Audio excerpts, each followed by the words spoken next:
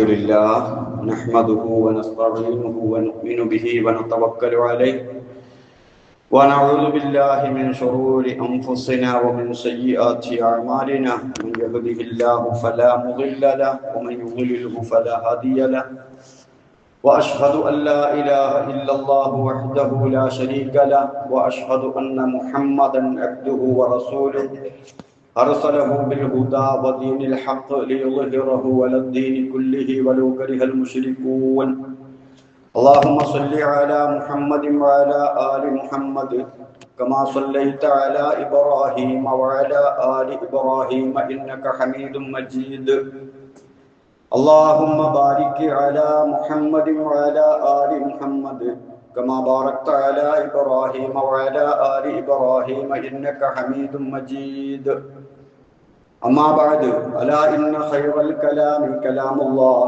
وخير الهدي هدي محمد صلى الله عليه وسلم وشر الأمور محدثاتها وكل محدثة بدعة وكل بدعة ضلالة وكل ضلالة في النار أعوذ بالله من الشيطان الرجيم بسم الله الرحمن الرحيم يا أيها الذين آمنوا اتقوا الله حق تقاته ولا تموتن إلا وأنتم مسلمون اتقوا الله عباد الله സഹോദരങ്ങളെ സഹോദരിമാരെ അള്ളാഹുവിൻ്റെ വിധിവിലക്കുകൾ മനസ്സിലാക്കി പരമാവധി ജീവിതത്തിൽ പകർത്താൻ ശ്രമിക്കണമെന്ന് എന്നെയും നിങ്ങളെയും ഓർമ്മപ്പെടുത്തുന്നു, വസിയത്ത് ചെയ്യുന്നു. അതിന് അള്ളാഹു നമ്മെ അനുഗ്രഹിക്കുമാറാകട്ടെ. നമ്മളെല്ലാവരും ഉറച്ചു വിശ്വസിക്കുന്ന സംഗതിയാണ് നമ്മൾ ജീവിക്കുന്ന ഈ പ്രപഞ്ചവും ഇതിലുള്ള എല്ലാ വസ്തുക്കളും സൃഷ്ടിയാണ്, അള്ളാഹുവിൻ്റെ സൃഷ്ടിയാണ്. സൃഷ്ടിയായതുകൊണ്ട് തന്നെ ചില ബാധ്യതകൾ നമുക്കുണ്ട്. ഈ ഒരു തിരിച്ചറിവ് ഒരു മനുഷ്യന്റെ ജീവിതത്തിൽ ലഭിക്കുക, അതനുസരിച്ച് ജീവിക്കുക എന്നത് തന്നെയാണ് ഏറ്റവും വലിയ വിജയം. ബൗദ്ധികമായ പുരോഗമനങ്ങളെ കുറച്ച് കാണുകയല്ല. ഇതൊന്നുമില്ലാത്ത, ഇന്ന് നമ്മൾ അനുഭവിക്കുന്ന യാതൊന്നുമില്ലാത്ത കാലഘട്ടത്തിൽ ഒരുപാട് മനുഷ്യർ ജീവിച്ചു പോയിട്ടുണ്ട്. ഇന്ന് നമ്മൾ അനുഭവിക്കുന്നത് അവർ കണ്ടിട്ടില്ല, കേട്ടിട്ടില്ല, അങ്ങനെ ഉണ്ട് എന്ന് പറഞ്ഞാൽ അവർ വിശ്വസിക്കുകയുമില്ല. അത്രയേറെ പുരോഗമിച്ചിട്ടുണ്ട് ഇന്ന് ലോകം. ഇനി നമ്മുടെ ശേഷം എന്തെല്ലാം വരാനിരിക്കുന്നു അറിയില്ല. പക്ഷേ പുരോഗമനത്തിന്റെ നെറുകയിൽ ജീവിക്കുക എന്നതല്ല വിജയപരാജയത്തിന്റെ മാനദണ്ഡം. നമ്മുടെ പൂർവികരുടെ കൂട്ടത്തിൽ അള്ളാഹുവിനെ മനസ്സിലാക്കി അവന്റെ ആജ്ഞാനുവർത്തികളായി ജീവിച്ച് മരിച്ചുപോയ ആളുകൾ ജയിച്ചു, അല്ലാത്തവര് തോറ്റു. അപ്പൊ എന്ത് വേണം? അള്ളാഹിനെ അറിയണം. അള്ളാഹുവിനെ എങ്ങനെ അറിയണം? പൂർണ്ണമായി അള്ളാഹുവിനെ അറിയാന്ന് പറഞ്ഞാൽ സാധ്യമല്ല. കാരണം നമ്മുടെ മൈൻഡൊക്കെ അത്രേ ഉള്ളൂ. പിന്നെ നമ്മുടെ വിജയ പരാജയത്തിനും അള്ളാഹുവിന്റെ ഇഷ്ടമനുസരിച്ച് ഒരു ജീവിതം ക്രമപ്പെടുത്താനുമുള്ള അളവിലുള്ള ഒരു അറിവുണ്ട്, അള്ളാഹുവിനെ പറ്റിയുള്ള അറിവ്. ആ അറിവ് നമുക്ക് ലഭിക്കാൻ അള്ളാഹു ഖുർആനിൽ പറഞ്ഞു തന്നു, റസൂല് ഹദീസിൽ പറഞ്ഞു തന്നു. വലില്ലാഹിൽ അസ്മാഉൽ ഹുസ്ന ഫദ്ഉഹു ബിഹാ എന്നൊക്കെ പറയുന്നത് അതാണ്. നിങ്ങൾ അള്ളാഹുവിന്റെ അസ്മാ സിഫാത്ത്, അവന്റെ വിശേഷണങ്ങളിലൂടെ അവനെ മനസ്സിലാക്കുക, അറിയുക. അതുവഴി അള്ളാഹുവിനോട് പ്രാർത്ഥിക്കുക, അടുക്കുക, ഒരു ബന്ധം സ്ഥാപിക്കുക, താൻ ആരാണെന്ന് മനസ്സിലാക്കുക. അങ്ങനെ ജീവിച്ചാൽ വിജയിക്കും. റസൂലുള്ളാഹി സ്വല്ലല്ലാഹു അലൈഹി വസല്ലം അതൊരു 99 പെടുത്തി നമുക്ക് പഠിപ്പിച്ചു തന്നു. 99 പേരെ അള്ളാഹുവിനുള്ളൂ വിശേഷണം, അത്രയേ ഉള്ളൂ എന്നല്ല. അത്രയേ നമുക്ക് നന്നാകാൻ, നമ്മുടെ പരലോകം സുരക്ഷിതമാകാൻ നമുക്ക് ആവശ്യമുണ്ട്. ഏതായാലും അള്ളാഹുവിന്റെ ആ വിശേഷണങ്ങളൊക്കെ വലിയ ഇഷ്ടമാണ്. തന്നെയുമല്ല, ആ വിശേഷണങ്ങളിൽ പലതും നിങ്ങൾ സ്വഭാവവൽക്കരിക്കണം എന്ന് ദാസന്മാരായ നമ്മളോട് അള്ളാഹു പറഞ്ഞിട്ടുമുണ്ട് ഖുർആനിലും ഹദീസിലൊക്കെ. ഉദാഹരണത്തിന് അള്ളാഹു അഫുവാണ്. നമ്മൾ റമദാനിലൊക്കെ പറയാറില്ലേ, അല്ലാഹുമ്മ ഇന്നക അഫുവുൻ തുഹിബ്ബുൽ അഫ്വ. അള്ളാഹുവിന് അഫുവ് ഇഷ്ടാണ്. അതുകൊണ്ട് നിങ്ങൾ എന്ത് ചെയ്യണം? നിങ്ങൾ നിങ്ങളുടെ ജീവിതത്തിൽ അഫുവ് വിട്ടുവീഴ്ച ശീലിക്കണം. അള്ളാഹു റഹ്മാനാണ്, റഹീമാണ്. റഹ്മത്ത് അള്ളാഹ്ക്ക് ഇഷ്ടാണ്. അതുകൊണ്ട് ദാസന്മാരെ, നിങ്ങളുടെ ജീവിതത്തിൽ റഹ്മത്തുണ്ടാകണം. അങ്ങനെ എന്തെല്ലാം ഉണ്ടോ അതെല്ലാം നമുക്ക് ഈ അർത്ഥത്തിൽ വായിച്ചെടുക്കാൻ പറ്റും.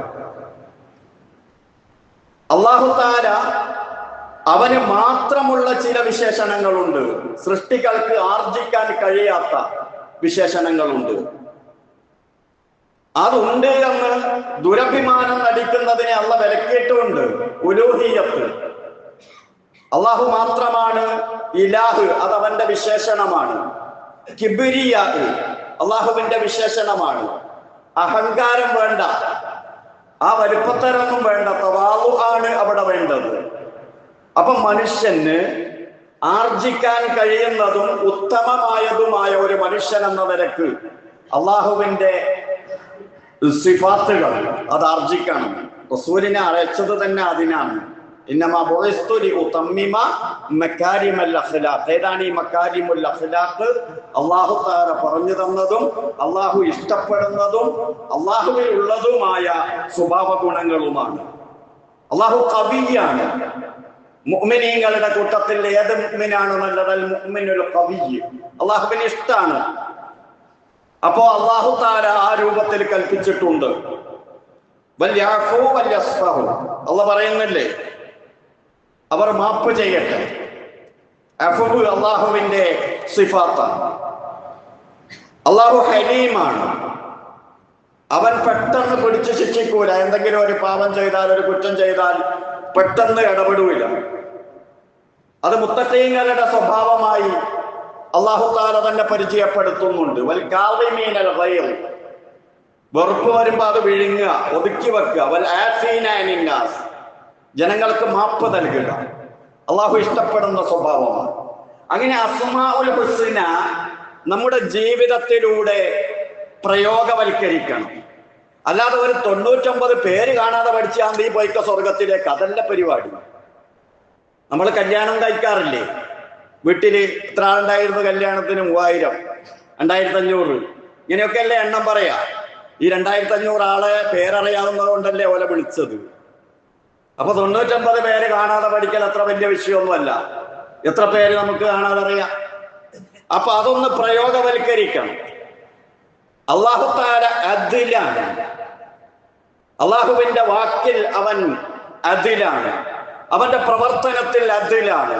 അവന്റെ സൃഷ്ടിപ്പിൽ അവൻ അദിലാണ്. അങ്ങനെ പരിപൂർണമായ അദിൽ പ്രയോഗവൽക്കരിച്ച റബ്ബ് നമ്മളോട് പറയുന്നു, അദിലു, നിങ്ങളും നീതി ചെയ്യണം, അദിൽ ചെയ്യണം. എന്താണ് അദിൽ? പണ്ഡിതന്മാര് പറഞ്ഞത് കാണാം, ഇഫ്റാത്ത് തഫ്രീത്ത്. ഒരു കാര്യവും അമിതമാക്കരുത്, വീഴ്ച വരുത്തുകയും ചെയ്യരുത്. സ്വിച്ച് ബോർഡ് ഉദാഹരണത്തിന് അതിലിന്റെ മേന മനസ്സിലാക്കാൻ നമുക്കത് പറയാം. അതിനൊരു സ്ഥാനമുണ്ട്. ആ സ്വിച്ച് ബോർഡ് വളരെ ഉയരത്തിൽ വെച്ചാൽ സ്വിച്ച് ഇടാൻ കോണി വെക്കേണ്ടി വരും. അത് ഇഫ്റാത്തായി. ഏറ്റവും അടിയിൽ വെച്ചു, തറയിൽ വെച്ചു, ഒരുപാട് കുനിയേണ്ടി വരും, എടുങ്ങാറ, ബുദ്ധിമുട്ടാണ്. അതും പാടില്ല. അതിനൊരു സ്ഥാനമുണ്ട്, അത് അവിടെ വെക്കണം. അള്ളാഹ് അങ്ങനെയാ ചെയ്തത്. അള്ളാഹു അവന്റെ ഖൽഖ്, അവന്റെ സൃഷ്ടിപ്പിൽ അവൻ അദിലാണ്. അള്ളാഹു തആല പറഞ്ഞില്ലേ എന്ത്? യാ അയ്യുഹൽ ഇൻസാൻ മാ ഗർറക ബിറബ്ബിക്കൽ കരീം.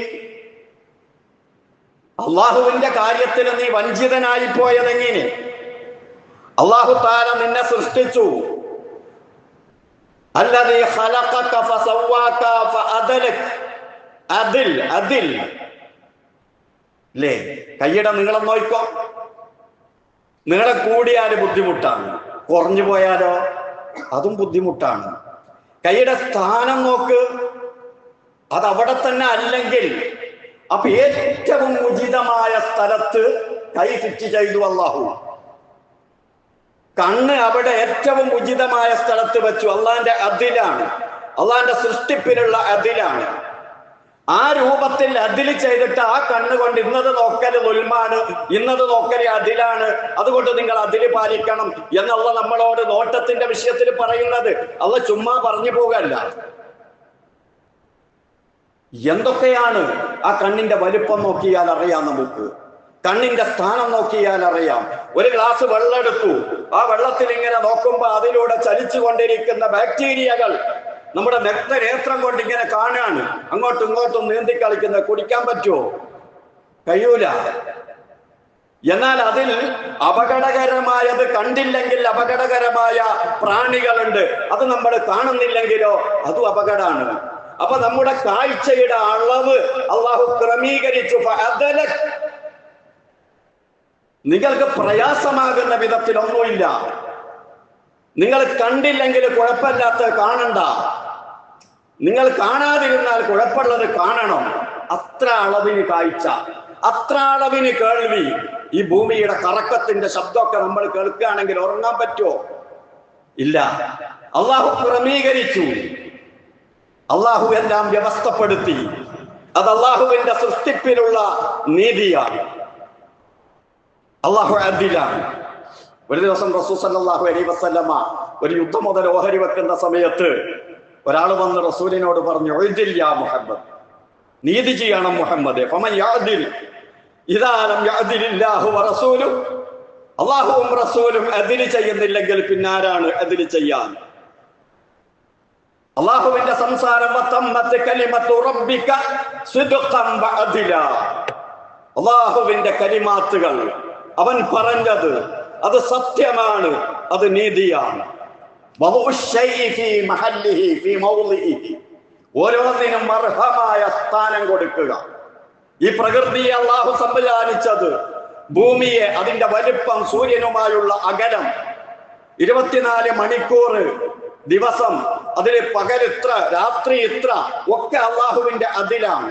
അത് ക്രമം തെറ്റിയാൽ ജീവിതം പ്രയാസപ്പെട്ടു പോകും. നിങ്ങൾക്ക് രാത്രി മാത്രമാണെങ്കിൽ, നിങ്ങൾക്ക് പകൽ മാത്രമാണെങ്കിൽ എന്നൊക്കെ ചോദിക്കുന്നുണ്ടല്ലോ ഖുർആനിൽ. അല്ലാഹു അദ്ലും ഫീ ഖൽഖിഹി, അവന്റെ സൃഷ്ടിപ്പിൽ അതിലാണ്. യാ അയ്യുഹൽ ഇൻസാൻ മാ ഗറക ബിറബ്ബിക്കൽ കരീം അല്ലദീ ഖലഖക ഫസവ്വാക ഫഅദലക.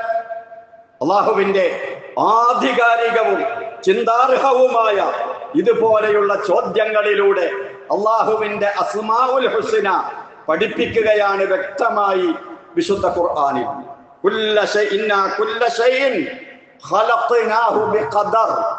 ഒരു വ്യവസ്ഥ ഉണ്ട്, എങ്ങനെങ്കിലും അങ്ങ് സൃഷ്ടിച്ചു വിട്ടതൊന്നുമല്ല. അള്ളാഹു പൂർണ്ണ വ്യവസ്ഥയോടുകൂടിയാണ് സൃഷ്ടിച്ചത്. നമ്മളൊക്കെ കോഴിമുട്ട തിന്നുന്നവരാണ്, എന്നാൽ മുട്ട കിട്ടാത്ത പ്രയാസമുണ്ടോ? എത്ര അംഗസംഖ്യ കൂടിയാലും അത്ര അള്ളാഹു ഉൽപ്പാദിപ്പിക്കും. എന്നാൽ തടഞ്ഞിട്ട് നടക്കാൻ പറ്റാത്ത അവസ്ഥ, മീൻ നാറിയിട്ട് നടക്കാൻ പറ്റാത്ത അവസ്ഥ ഇല്ല. കൃത്യമാണ്, കൃത്യമായ അളവിൽ അള്ളാഹു ഭക്ഷണം ഉൽപ്പാദിപ്പിക്കുന്നു. അള്ളാഹു പറയാ ഖുർആനിൽ, ആഹാരത്തെ പറ്റി ആലോചിക്ക്, വെള്ളത്തെ കുറിച്ച് ആലോചിക്ക്, അള്ളാഹിന്റെ അതിൽ മനസ്സിലാകും. ആ അതിൽ നിങ്ങളുടെ ജീവിതത്തിൽ ഉണ്ടാകണം. നിങ്ങൾക്ക് തോന്നിവാസം ജീവിക്കാനുള്ളതല്ല ഈ പ്രപഞ്ചം, നിങ്ങൾക്ക് എങ്ങനെയെങ്കിലും ജീവിക്കാനുള്ളതല്ല. അള്ളാഹു അതിലാണ്, അവന്റെ അവാമിറിൽ, അവന്റെ ശരീഅത്തിൽ അതിലാണ്.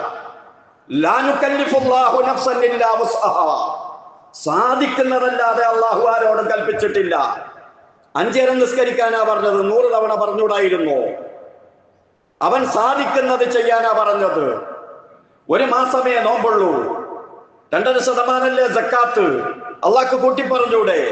ഇല്ല, ചെയ്യാൻ പറ്റുന്നതേ അള്ളാഹ് പറഞ്ഞിട്ടുള്ളൂ. നിങ്ങൾ അതിൽ പാലിക്കണം. അള്ളാഹു പറഞ്ഞത് നിങ്ങൾ പാലിക്കണം. അള്ളാഹുവിന്റെ അതിൽ, അത് നമ്മൾ മനസ്സിലാക്കാൻ എളുപ്പമാർഗം അതിന്റെ വിപരീതം പഠിക്കലാണ്. അതിലിന്റെ വിപരീതം എന്താണത്? ളുൽമാണ്.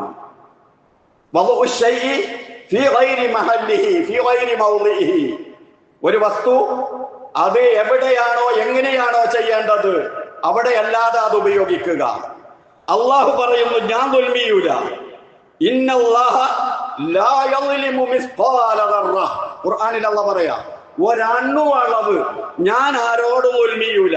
എന്റെ വാക്കുകളിലോ പ്രവർത്തനങ്ങളിലോ എന്റെ സൃഷ്ടിപ്പിലോ ഇല്ല, ഉൽമില്ല. അതുകൊണ്ട് നിങ്ങൾ ഉൽമിയരുതേ, നിങ്ങൾ ഉൽമിയരുത്. മനുഷ്യന്മാരാ ഉൽമിയ. അക്രമം ക്രമം തെറ്റിക്കുക മനുഷ്യനാ. ഏതൊക്കെയാ മനുഷ്യൻ ചെയ്യുന്ന ഉൽമ്? അതിനെ പല വിഭാഗമാക്കി തിരിച്ചിട്ടുണ്ട് ഖുർആൻ. ഇന്ന ശിർക ലളുൽമുൻ അളീം. ഏറ്റവും ഗൗരവം കൂടിയ ഉൽമ്, അക്രമം ശിർക്കാണ്.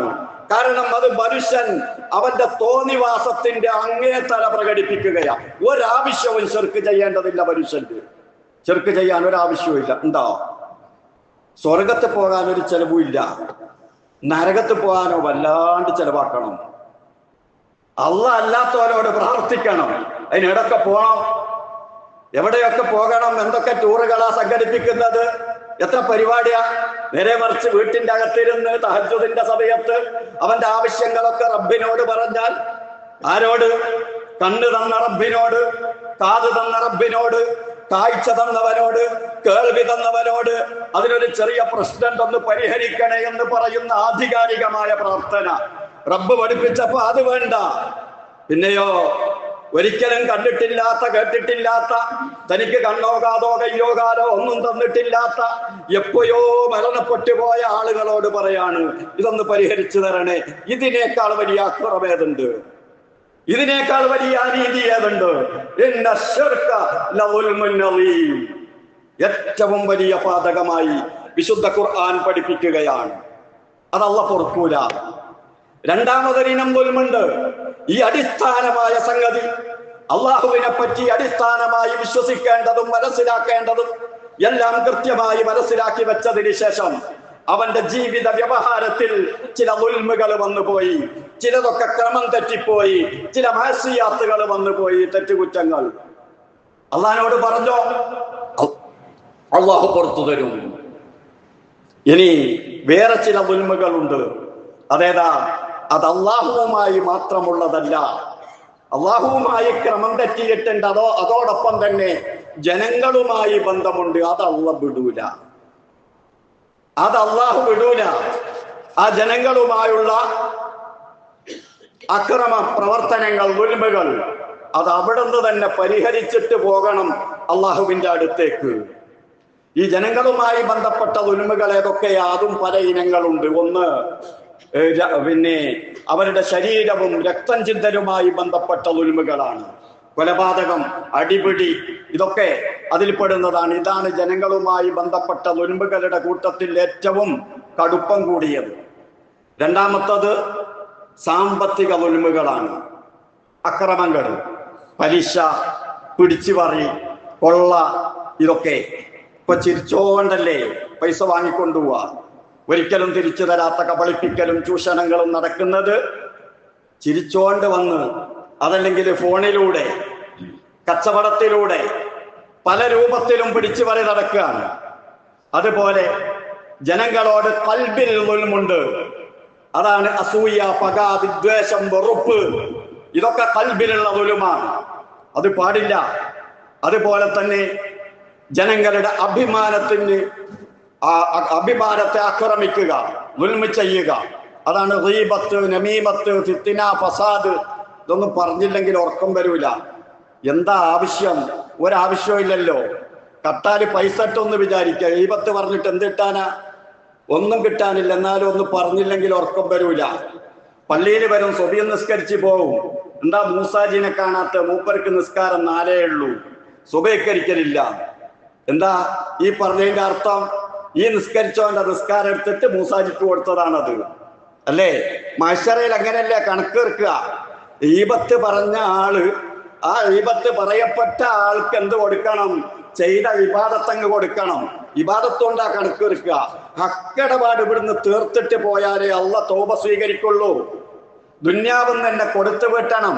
ഇനി ആള് മരിച്ചു പോയാലോ സാമ്പത്തിക ബാധ്യത അനന്തര സ്വത്തുനിന്ന് കൊടുക്കണം, എന്നാലേ രക്ഷപ്പെടുകയുള്ളൂ. ഇനി അതും കൊടുത്തിട്ടില്ലെങ്കിൽ ആക്രമിക്കപ്പെട്ട ആളുണ്ടല്ലോ, അയാൾക്ക് നഷ്ടപ്പെടൂല. നാളെ ആഖിറത്ത് കൊടുക്കും, അമാലുകൾ എടുത്തു കൊടുക്കും, ഇബാദത്ത് എടുത്തു കൊടുക്കും. അങ്ങനെ കൊടുത്തിട്ട് അതങ്ങ് തീർന്നു പോയാൽ മറ്റവന്റെ കുറ്റെടുത്തിട്ട് ഇവന്റെ ഏടുകളിലേക്ക് ഇട്ടുകൊടുക്കും, ത്രാസുകളിലേക്ക് ഇട്ടുകൊടുക്കും.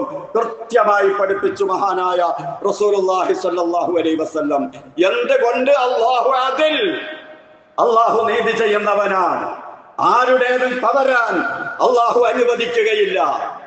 അതുകൊണ്ട് ആരെയെങ്കിലും ഗീബത്ത് പറഞ്ഞോ പൊരുത്തപ്പെടിക്കണം. ഇങ്ങനെ പറഞ്ഞു പോയി എന്ന് പറയണം, എന്നിട്ട് പൊരുത്തപ്പെടിക്കണം. അഥവാ അങ്ങനെ കുറ്റസമ്മതം നടത്തലും പറഞ്ഞു പൊരുത്തപ്പെടിക്കലും അതിനേക്കാൾ വലിയ ഒരാപത്ത് വരുത്തി വെക്കുമെങ്കിൽ പണ്ഡിതന്മാർ അവിടെ പറയുന്നത് അവർക്ക് വേണ്ടി ആത്മാർത്ഥമായി പശ്ചാത്തപിക്കണം. അവരെ സംബന്ധിച്ച് എവിടെയൊക്കെയാണോ ഇകഴ്ത്തി പറഞ്ഞത് അത്തരം സദസ്സുകളിലൊക്കെ അവരെ പുകഴ്ത്തി പറയണം. അങ്ങനെ ശീലിക്കണം. ആരെയൊക്കെ മോശമാക്കി സംസാരിച്ചുവോ അവരെയൊക്കെ നന്നാക്കി സംസാരിക്കുക. എന്നിട്ട് അല്ലാഹുവിനോട് ഇസ്തിഗ്ഫാർ ചെയ്യുക.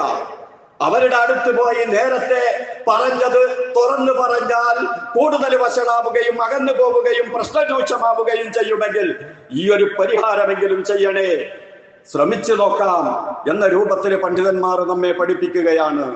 അതുകൊണ്ട് വളരെ കൃത്യമായി ളുൽമിൽ നിന്ന് വേർതിരിഞ്ഞു നിൽക്കുകയും പരിപൂർണമായി അള്ളാഹുവിലേക്ക് അടുക്കുകയും നീതി നടപ്പിൽ വരുത്തുകയും ചെയ്യുക. അള്ളാഹു തൗഫീഖ് നൽകുമാറാകട്ടെ. അഖൂലു ഖൗലി ഹാദാ വഅസ്തഗ്ഫിറുല്ലാഹൽ അലീം ലി വലക്കും വഅസ്തഗ്ഫിഹി അന്നി വഅൻകും വഅൻ ജമീഇൽ മുസ്ലിമീന വൽ മുഅ്മിനീന അജ്മഈന ഫസ്തഗ്ഫിറൂ ഇന്നഹു ഹുവൽ ഗഫൂറുർ റഹീം.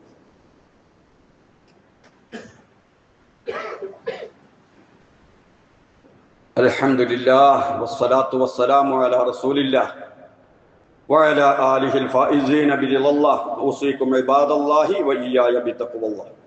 സഹോദരങ്ങളെ, സഹോദരിമാരെ, അള്ളാഹുവിൻ്റെ വിധിവിലക്കുകൾ കൃത്യമായി മനസ്സിലാക്കി ജീവിതത്തിൽ പകർത്താൻ ശ്രമിക്കണമെന്ന് ഓർമ്മപ്പെടുത്തുന്നു, വസിയത്ത് ചെയ്യുന്നു. നമസ്കാരം ഇസ്ലാം കാര്യങ്ങളിൽ രണ്ടാമത്തെ നമസ്കാരം ഇസ്ലാമിൻ്റെ നെടുംതൂണ്. അതിന് 5 സമയങ്ങൾ ഇസ്ലാം നിശ്ചയിച്ചിട്ടുണ്ട്. സമയങ്ങളുടെ പേര് തന്നെയാണ് നമസ്കാരത്തിനുള്ളത്. നമസ്കരിക്കാൻ പാടില്ലാത്ത സമയം അതും റസൂൽ സല്ലല്ലാഹു അലൈഹി വസല്ലമ പഠിപ്പിച്ചിട്ടുണ്ട്. നമ്മൾ ശ്രദ്ധിക്കണം. നമസ്കാരം മാത്രമല്ല, ആ പാടില്ലാത്ത സമയത്ത് മയ്യത്ത് മറമാടുന്നതും അത്ര നല്ലതല്ല എന്ന് ഹദീസിൽ നമുക്ക് കാണാൻ കഴിയും. അതിലേറ്റവും പ്രധാനപ്പെട്ട 3 സമയം, ഒന്ന് സൂര്യൻ ഉദിച്ചു വരുന്ന സമയമാണ്. മറ്റൊന്ന് സൂര്യൻ ആ നെറുകയിലെത്തി നിൽക്കുന്ന ളുഹറിന് തൊട്ട് മുമ്പുള്ള ഏതാണ്ട് ഒരു 15-20 മിനിറ്റ് മാത്രം ദൈർഘ്യമുള്ള ആ സമയം. 3 സൂര്യൻ അസ്തമയത്തോടടുക്കുന്ന ആ സമയം. ഈ 3 സമയത്തും നമസ്കരിക്കരുത്, നിങ്ങൾ മറമാടരുത് എന്ന റസൂലുള്ളാഹി സ്വല്ലല്ലാഹു അലൈഹി വസല്ലമയുടെ ആഹ്വാനം കാണാം. ആ സമയത്ത് മറമാടലുമായി ബന്ധപ്പെട്ട് ഫിഖ്ഹ്, അവിടുത്തെ കർമ്മശാസ്ത്രം പറയുന്നത് ആ സമയത്തേക്കാണ് എല്ലാം കൂടി എല്ലാം ഒത്തു വന്നത്, റെഡി ആയത്, എന്നാ കുഴപ്പമില്ല. നേരെ മറിച്ച് നമുക്ക് ഇനി എന്താപ്പോ ളുഹറിന്റെ മുമ്പ് തന്നെ അസറിന്റെ മുമ്പ് തന്നെ മറമാടാനുള്ള കാര്യങ്ങളെല്ലാം ഒത്തു വന്നിട്ടുണ്ട്, നമുക്കിനി പിന്നെ മഗ്രിബിന്റെ മുമ്പങ്ങ് ചെയ്താൽ പോരെ എന്ന രൂപത്തിലുള്ള ഒരു നീട്ടിവെക്കലുണ്ടല്ലോ, അത് ഗുണമില്ല. പരമാവധി വേഗമാക്കണം എന്നതാണല്ലോ വേണ്ടത്. അതുപോലെ ആ സമയത്തേക്കുള്ള ഒരു നീട്ടിവെക്കൽ അതത്ര നല്ലതല്ല എന്നതാണ് ഈ ഹദീസിൽ നിന്ന് പണ്ഡിതന്മാര് നമ്മളോട് പറഞ്ഞിരുന്നത്. അല്ലാതെ ഏതെങ്കിലും മയ്യത്ത് ആ ഒരു സമയത്ത് മറവ് ചെയ്തു പോയി അങ്ങനെ ഒത്തു വന്നു മോശമായിപ്പോയി എന്ന് ചിന്തിച്ച് വേദനിക്കേണ്ടതില്ല. ആ സമയത്തേക്ക് നീട്ടിവെക്കരുത് എന്നേ അർത്ഥം. അപ്പൊ ഈ 3 സമയങ്ങൾ പ്രത്യേകമായി ശ്രദ്ധിക്കേണ്ടതുണ്ട്. ഒരു കാരണവുമില്ലാത്ത നമസ്കാരങ്ങളും ശ്രദ്ധിക്കണം. ഇപ്പൊ ഫജ്ർ ആയാൽ, സുബഹിയുടെ ബാങ്ക് കൊടുത്താൽ പിന്നെ സൂര്യൻ ഉദിക്കുന്നത് വരെ 4 റക്അത്ത് നിസ്കാരമേ ഉള്ളൂ. 2 റക്അത്ത് സുബഹിന്റെ സുന്നത്തും 2 റക്അത്ത് സുബഹിയും. അത് കഴിഞ്ഞാൽ പിന്നെ നിസ്കാരം സ്റ്റോപ്പ് ചെയ്തു. നിസ്കാരമില്ല. സൂര്യൻ ഉദിച്ചുയർന്നതിന് ശേഷം പിന്നെ ഉള്ള നമസ്കാരം, ളുഹ നമസ്കരിക്കാറില്ല അത്. ഓക്കെ. അതുപോലെ തന്നെ അസർ നമസ്കാരം കഴിഞ്ഞാൽ പിന്നെ മഗ്രിബ് വരെ നഫൽ സുന്നത്ത് നിസ്കാരങ്ങളൊന്നും വേണ്ട. അങ്ങനെ അതും കൂടി കൂടുമ്പോൾ 5 സമയമായി. നേരത്തെ പറഞ്ഞ ഷാർപ്പായ സൂര്യൻ ഉദിക്കുന്ന സമയം, മധ്യരേഖയിലെത്തുന്ന സമയം, അസ്തമയ സമയം, അങ്ങനെ ആ 3 സമയം. ഇതെല്ലാം കർമ്മശാസ്ത്ര ഗ്രന്ഥങ്ങളിൽ നമുക്ക് കാണാവുന്നതാണ്. എന്നാൽ ഈ ഒരു സമയത്ത് ആരെങ്കിലും ഒന്ന് പള്ളിയിൽ കയറി 2 റക്അത്ത് തഹിയ്യത്ത് നിസ്കരിക്കുന്നു, കുഴപ്പമില്ല. അതൊക്കെ സവിസ്തരം പ്രതിപാദിച്ചതായി കാണാൻ കഴിയും. ഒരു കാരണമുള്ള നമസ്കാരം അങ്ങനെയൊക്കെ പറഞ്ഞതായി നമുക്ക് കാണാൻ കഴിയും. ഏതായാലും ഇത്തരം സന്ദർഭങ്ങൾ കൂടി ഒന്ന് ഓർമ്മപ്പെടുത്തിയതാണ്, ശ്രദ്ധിക്കുന്നത് നല്ലതാണ്. അള്ളാഹു ഇസ്ലാമിന്റെ കാര്യങ്ങളെല്ലാം കൃത്യമായി മനസ്സിലാക്കാനും ജീവിതത്തിൽ പകർത്താനും നമുക്ക് തൗഫീഖ് നൽകുമാറാകട്ടെ. അവൻ ഇഷ്ടപ്പെടുന്ന നല്ല സ്വഭാവങ്ങൾ ജീവിതത്തിൽ പകർത്താനും പരിവർത്തനപ്പെടാനും അള്ളാഹു നമ്മെ അനുഗ്രഹിക്കുമാറാകട്ടെ. ഉത്തമ സ്വഭാവം കൈവരിച്ച കുടുംബമായി അള്ളാഹു നമ്മുടെ കുടുംബത്തെ പരിവർത്തനപ്പെടുത്തുമാറാകട്ടെ. എല്ലാ ദുസ്വഭാവങ്ങളും ഒഴിവാക്കാൻ അള്ളാഹു തൗഫീഖ് നൽകുമാറാകട്ടെ. അതുവഴി സ്വർഗത്തിന് അർഹരായി തീരാൻ അള്ളാഹു നമ്മെ അനുഗ്രഹിക്കുമാറാകട്ടെ. അള്ളാഹുവെ, അതിന് തടസ്സമാകുന്ന വല്ല വിചാരവും വല്ല ചിന്തയും വല്ല പെരുമാറ്റവും ഞങ്ങളിലുണ്ടെങ്കിലെല്ലാം തിരിച്ചറിഞ്ഞ് തിരുത്തി നല്ലവരാകാൻ, നീ ഇഷ്ടപ്പെടുന്നവരാകാൻ തൗഫീഖ് നൽകണേ റഹ്മാനെ. കുടുംബസമേതം സ്വർഗത്തിലേക്ക് പോകാൻ അനുഗ്രഹിക്കണേ റഹ്മാനെ. ഞങ്ങളുടെ കൂട്ടത്തിൽ രോഗികളുണ്ട്, ദുആ വസിയ്യത്ത് ചെയ്തവരുണ്ട്, ഹോസ്പിറ്റലിൽ പ്രയാസപ്പെടുന്നവരുണ്ട്, രോഗശയ്യയിൽ ഒന്നനങ്ങാൻ പോലും കഴിയാതെ പ്രയാസപ്പെടുന്നവരുണ്ട്. അള്ളാഹുവെ, നിന്റെ പ്രത്യേകമായ കാരുണ്യവും ശിഫയും നൽകി അനുഗ്രഹിക്കണേ റഹ്മാനെ, അനുഗ്രഹിക്കണേ റഹ്മാനെ. اللهم اغفر للمؤمنين والمؤمنات والمسلمين والمسلمات الأحياء منهم والأموات. ربنا آتنا في الدنيا حسنة وفي الآخرة حسنة وقنا عذاب النار. ربنا تقبل منا إنك أنت السميع العليم وتب علينا إنك أنت التواب الرحيم. آمين برحمتك يا أرحم الراحمين.